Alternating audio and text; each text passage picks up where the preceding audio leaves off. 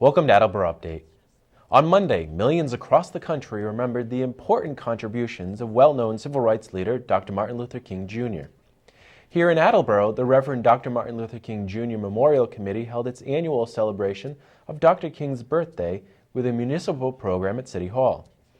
People of all backgrounds came out to support the event and commemorate the contributions of Dr. King. Here are some of the highlights from the ceremony.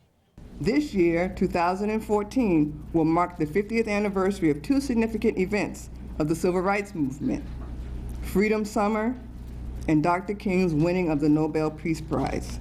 To that end, the MLK Committee chose as its theme, Youth Activism, Moving Our Communities from Violence to Nonviolence. While we wanted to commemorate the youth who participated in the Civil Rights Movement, we also wanted to examine a current day issue with which our youth struggle, youth violence, and look at how they can be activists for change. Youth violence includes bullying, threatening remarks, physical aggression, electronic aggression, and school violence. As parents, community members, and leaders, we must do our part to build King's beloved community, a community where everyone is treated equally with respect and love, and to live out his principles of nonviolence, which includes attacking the forces of evil, not the person doing evil, and standing up against violence where you're able to. Our future and the future of our youth depend on it. When I think of Dr. King, I'm reminded of the words of Jesus, spoken on the shores of the Sea of Galilee in the first century, and are recorded in the book of Matthew, that blessed are the peacemakers, for they shall be called the sons of God. The mayor's not here, so when the mayor goes out of town as acting mayor, he asked me to fill in. I bring greetings from the mayor. He is in Washington, D.C. doing business this week, so he could not be here. But he did prepare a proclamation, which I'm going to read and then present to Ethel. Martin Luther King Jr. Day, Youth Activism, Moving Our Communities from Violence to Nonviolence, January 20th, 2014. Whereas Martin Luther King Jr., born in Georgia in 1929, and following family footsteps into the Southern Negro ministry, became a crusader for the mid-century civil rights movement, turning local conflicts into moral issues of national concern. And whereas convinced that nonviolent resistance was the most potent weapon available to oppress people in their struggle for freedom, Martin Luther King Jr. won the 1964 Nobel Peace Prize for his application of Gandhi's principles to the struggle for racial equity. And whereas, even though Martin Luther King's life was snuffed out by an assassin's bullet on April 4th, 1968, he certainly did his best to try to bring about global peace. Now therefore I, Kevin J. Dumas, Mayor of the City of Attleboro, do hereby proclaim January 20th, 2014 to be Martin Luther King Jr. Day in Attleboro, and do urge all residents to pause a moment in his honor to rededicate ourselves to nonviolent progress toward his great goal of freedom for all. And that is signed and sealed this 20th day of January in the year 2014 by His Honor, Kevin J. Dumas, Mayor of the City of Attleboro. Ethel, congratulations.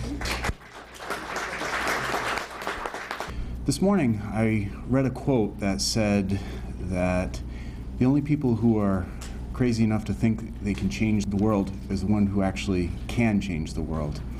And I think that's really appropriate for someone like Martin Luther King, Dr. Martin Luther King.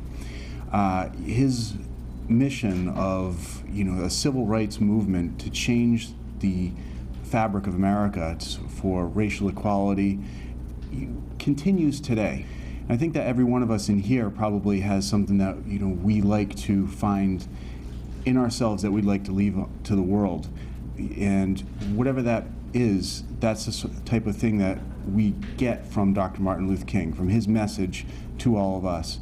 It's his example that has made the world a better place. It's so important for us to remember the legacy and the life of Dr. King, truly one of the greatest Americans ever, and in this wonderful country that we live in, which has done so much for the world and shown so much to the world, to understand that just 50 years ago, there was institutional discrimination built into our government, and that there were places in this country where it was illegal for certain members of our communities to vote.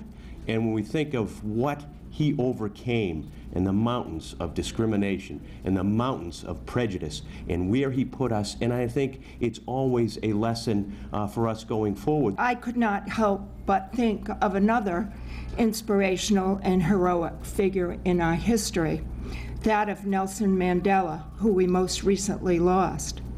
Mandela, like Dr. Martin Luther King, dealt with years of oppression and condemnation, as well as experienced many horrible indignities. Some would say intolerable and inhumane conditions that break the human spirit. And many would certainly become bitter and filled with hatred. The amazing likeness of both of these remarkable men is one of truth, forgiveness, reconciliation, and hope. The Congressman regrets that he can't be here today, but he asked me to read this on his behalf. Dr. Martin Luther King Jr. met hate, animosity, and violence with an unwavering faith in the justice of this country and the kindness of its citizens. Today we celebrate not only his life, but the expectations he set for the nation that he believed in. Those ideals are manifested in so many different communities at events like yours and in groups like yours that recognize the power of nonviolence. To see so many young people carrying on Dr. King's work reminds us what is best and strongest in our country.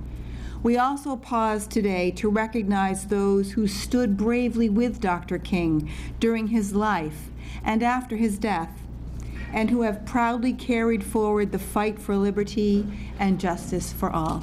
Thanks.